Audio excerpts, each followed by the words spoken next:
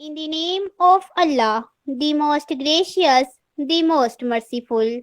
Assalamu alaikum wa rahmatullahi wa barakatuhu to all listeners. I hope you are all well, inshallah. Firstly, I am really thankful to our respected organizer of this webinar, chairperson,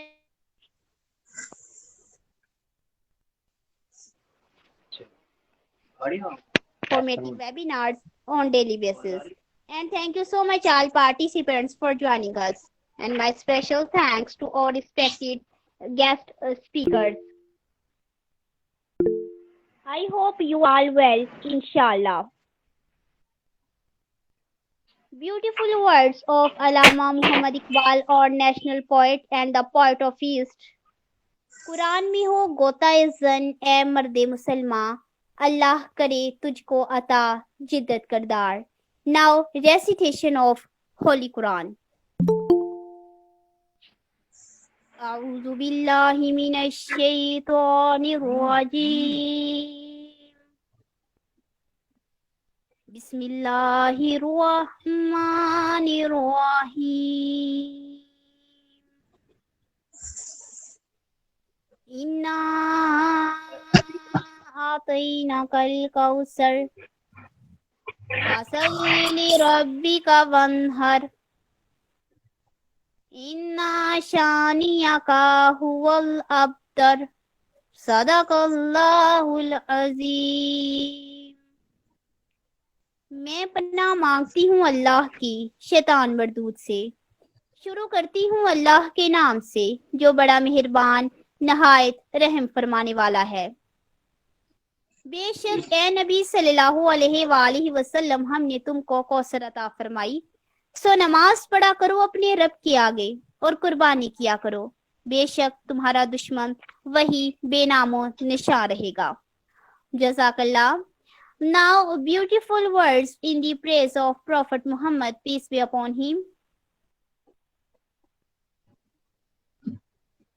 نبی کا لب پر جو ذکر ہے بے مثال آیا کمال آیا.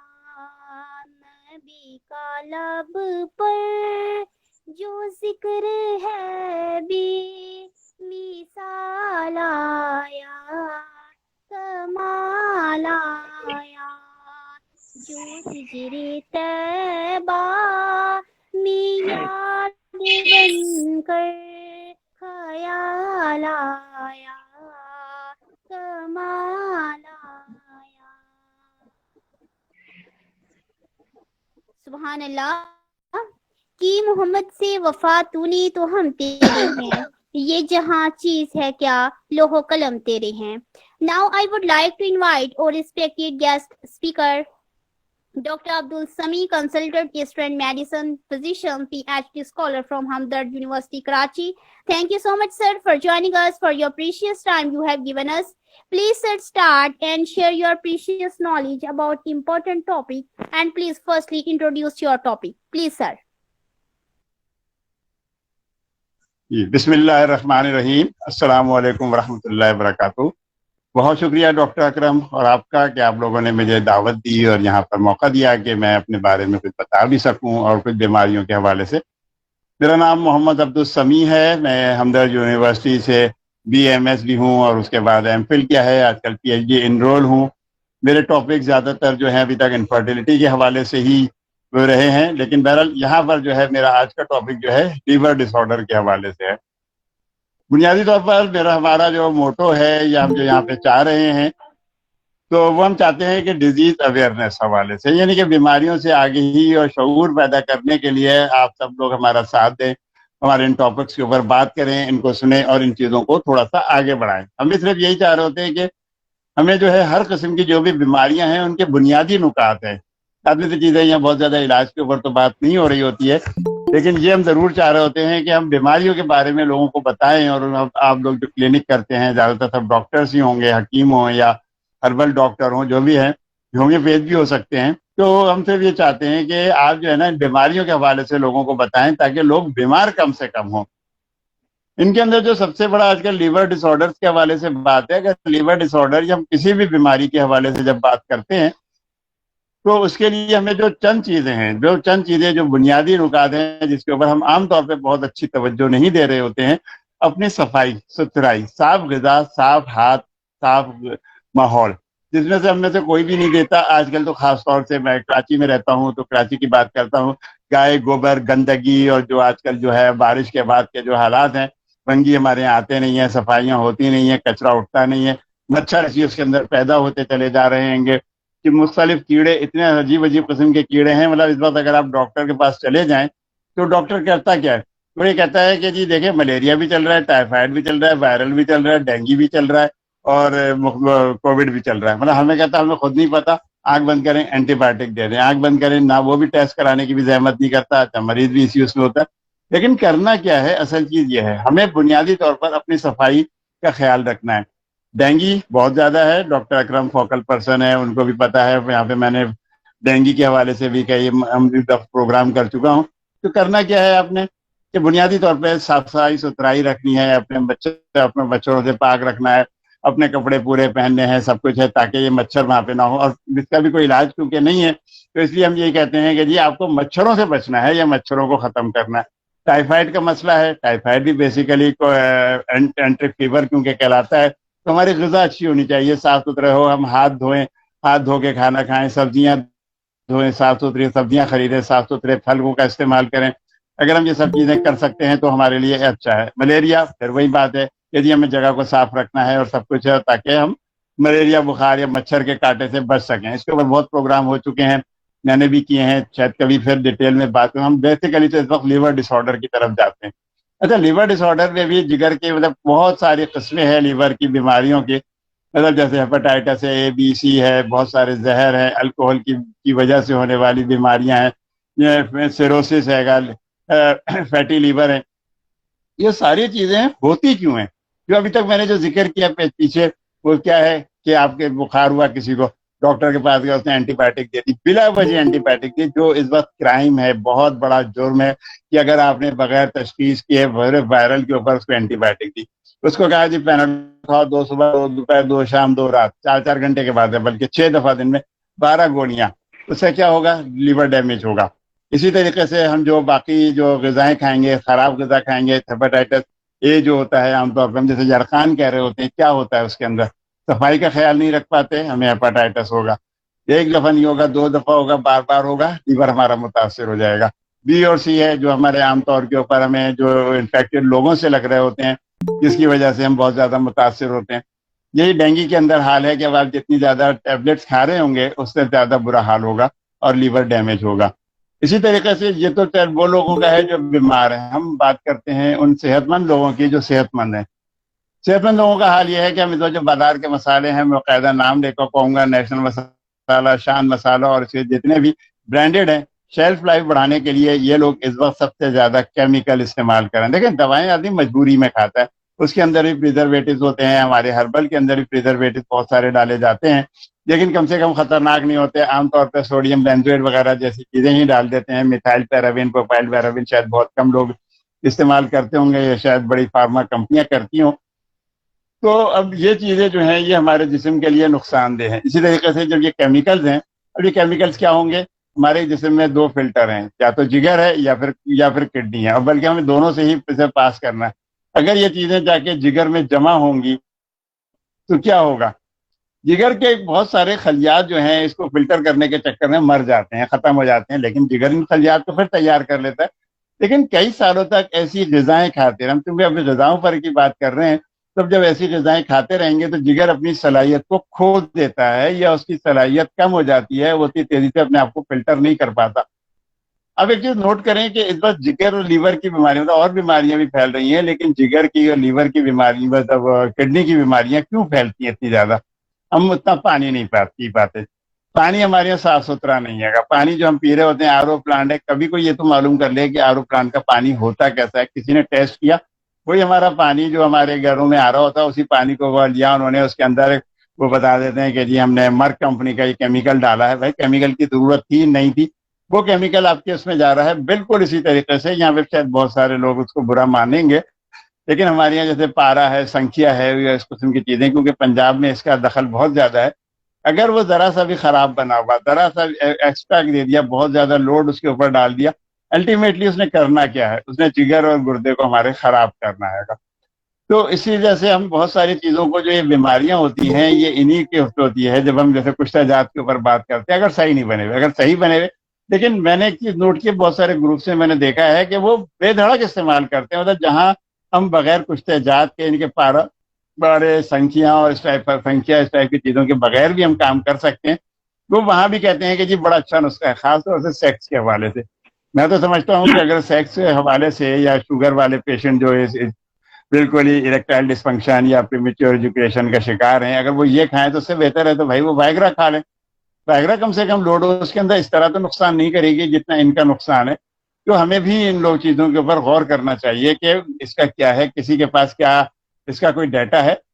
یہ ڈیٹا کی بات آپ بالکل اسی طرح کر لیں کہ جیسے آپ کو یاد ہوگا کہ کووڈ کے زمانے میں سنا مکی کا زور چلا تھا۔ وہ ایک صاحب تھے انگلینڈ میں، انہوں نے، وہ ڈاکٹر میتھمیٹکس کے تھے، کہا تھا انہوں نے، کہا میں ڈاکٹر ہوں اور یہ ہوں، 1 کروڑ روپیہ دوں گا اگر نہیں ہوا۔ کیا ہوا؟ ہم لوگ پاگلوں کی طرح سنا مکی استعمال کرنے میں لگ گیا، دڑا دڑ سنا مکی، کچھ نہیں ہوا، نہیں ہوا۔ بیچارے جو تھے کووڈ سے تو نہیں مرے، ان کو لوز موشن لگے اور وہ اس سے مر گئے۔ یہی بالکل حال اس وقت ڈینگی کے حوالے سے چل رہا ہے۔ ڈینگی کے اندر ہر طرف سے پپیتے کے پتے، پپیتے کے پتے، پپیتے کے پتے۔ ارے بھائی، پپیتے کے پتے اپنی جگہ ہو سکتے ہیں، لیکن اس کے بعد یہ بھی سوچو، پپیتے کے پتے سے اسے موشن لگیں گے۔ ڈی ہائیڈریشن ڈینگی میں سب سے بڑا مسئلہ ہوتا ہے، لیکن اگر ہم یہ چیزیں کھلائیں گے تو اس کا گردہ گیا یا اس کا جگر پہ یہ اثر پڑے گا۔ جب سے زیادہ ڈی ہائیڈریشن کا شکار ہوگا اور ہم پر تھوڑا سا شاید سائڈ میں آ گیا، حالانکہ ہمارا ڈائریکٹ کام جگر کے اوپر تھا۔ بہرحال ہم طور پر جگر کے نقصان کی علامتیں کیا کیا ہیں؟ جگر کے انفیکشن کی کچھ نشانیاں ہیں، جیسے جرقان ہے، جانڈس ہو گیا، متلی یا بھوک میں کمی ہو گئی، بھوک بالکل نہیں لگتی، پیلا پخانا ہو رہا ہے، ٹانگوں ٹخنوں پیروں میں سوجن کا ہونا، اس میں پیٹ میں بھی سوجن ہو سکتی ہے، بہت سارے چیزوں اس کا میں سے ایسائٹیز ہو گئی، پس گرنے کے ساتھ ساتھ جگر کی بیماری اگر بہت زیادہ بڑھ گئی تو سیروسس بھی ہو سکتا ہے، یعنی کہ جگر کا سکڑنا شروع ہو جاتا ہے۔ اب جگر ٹھیک سے کام نہیں کرتا، تو اگر علاج نہ کیا جائے تو جگر کی بیماری جو ہے لیور فیلیور کی طرف چلی جاتی ہے، یا جگر کے کینسر کا باعث بھی بنتی ہے۔ فیٹی لیور، مطلب آج کل تو فیٹی لیور تو بہت زیادہ ہے کہ جی جگر پر چربی آ گئی ہے۔ کیوں آ گئی ہے؟ ہمارا ایکسرسائز کرتے ہیں، نہ کچھ کرتے ہیں، الٹا سیدھا سارا کھانا پینا ہمارا لگا ہوا ہے، جس کی وجہ سے ہم فیٹی لیور کا بھی شکار ہو رہے ہیں، اور یہ بھی بہرحال بعض بہت تک بہت زیادہ نقصان دہ ہو سکتا ہے۔ اچھا، ایبڈومینل سویلنگ ہو سکتی ہے، سائٹیز ہے، پیٹ کی سوپر سوجن ہو جاتی ہے۔ اچھا، جلد کی سطح کے نیچے خون کی نالیوں کا بڑھنا۔ اچھا، ہیمنجیوما جیسے بہت ساری جگہوں پہ ہو سکتا ہے، لیکن لیور پہ بھی ہیمنجیوما ہو جاتا ہے، اور عام طور پر پریگننٹ خواتین میں زیادہ ہوتا ہے کہ ان کو بھی بھوک کم ہو گئی ہے۔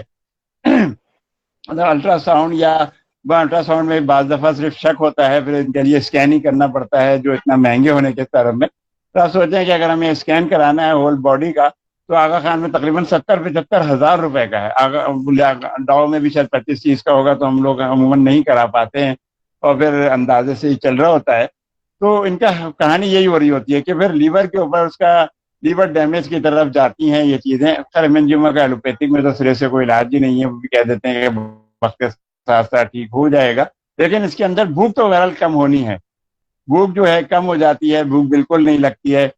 اچھا، اس کے بعد سرخ ہتھیلیاں، بہت زیادہ ہتھیلیاں سرخ ہو جاتی ہیں، اسپلین انلارج ہو سکتی ہے، جلد اور آنکھوں کا پیلا ہونا جو کہ خاص طور سے یرقان میں ہوتا ہے۔ دیکھیے، جگر کو ہم ٹھیک کر سکتے ہیں، جگر بہت لچکدار اور خود کو دوبارہ جو ہے اپنی صلاحیت جو ہے دوبارہ پیدا کر لیتا ہے۔ ہر بار ہمارا جگر جو ہے اپنی صلاحیت پیدا کر کے خود اپنے سیلز کو یعنی کہ جو بڑھا لیتا ہے، لیکن اگر ہمیں بھی تھوڑا سا پرہیز کرنا چاہیے۔ جرقان میں ہم لوگ پرہیز کیوں کرواتے ہیں؟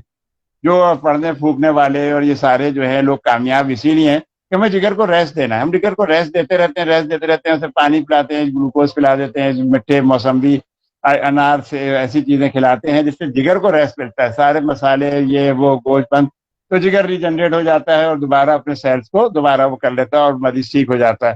سب لوگ کہتے ہیں زبردست۔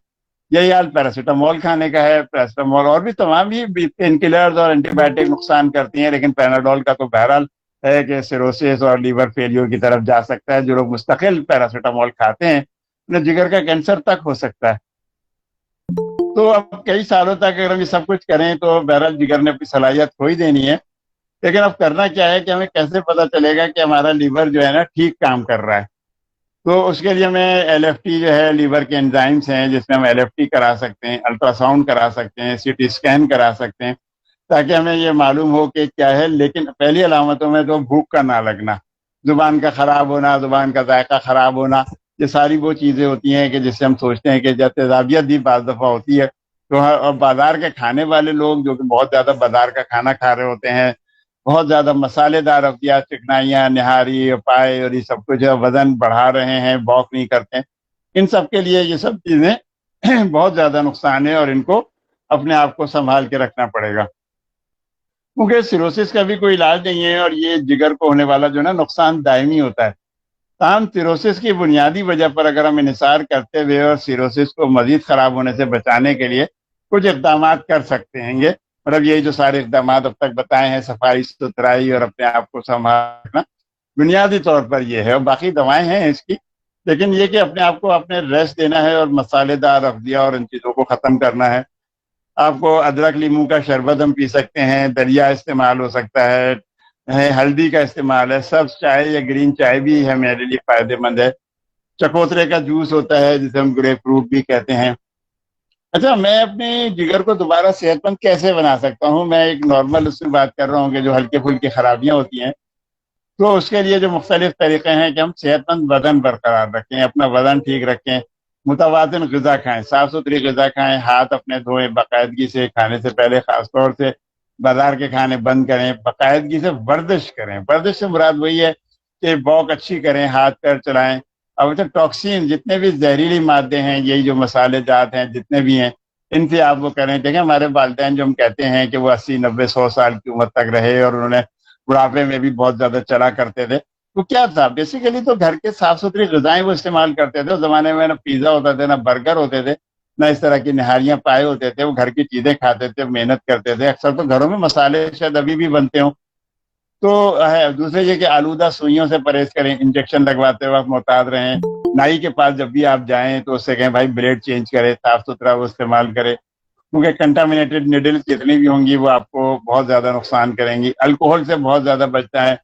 بلڈ ٹرانسفیوژن کا سامنا ہو تو اس کے لیے بھی آپ کو بہت زیادہ محتاط ہونا پڑے گا۔ اچھا، جب آپ کا جگر کام نہیں کرتا تو ہوتا کیا ہے؟ یعنی کہ اس کے اوپر اوور لوڈ پڑتا ہے، مثال کے طور پر بائل کی تیاری جسم کو نقصان دہ مادوں سے نجات دلاتا ہے۔ علامات پھر وہی آ گئی کہ متلی ہے، بھوک میں کمی ہے، اسٹول میں خون شامل ہو سکتا ہے۔ اگر ہم یہ پرہیز کر لیں، کاربونیٹ ڈرنک، ہاں یہ جو ہم ڈرنکس بہت سارا پیتے ہیں، انرجی ڈرنکس پی رہے ہوتے ہیں، میدے والی چیزیں استعمال کر سکتے ہیں، سموسے، رول وغیرہ، یہ سب چیزیں ہمیں بہت زیادہ پرابلم کرتی ہیں۔ تو اگر ہم ان چیزوں سے، بازاری چیزوں سے، مسالوں سے، پیناڈول سے، ان سے ہم بچیں تو یہ اس کا ہم اپنے جگر کو محفوظ کر سکتے ہیں۔ ڈاکٹر اکرم، بہت شکریہ آپ کا، آپ نے 10 منٹ دیے تھے، تو میں اس کو بہرحال یہیں سمیٹ لیتا ہوں، باقی لوگوں کو بھی تاکہ موقع مل جائے۔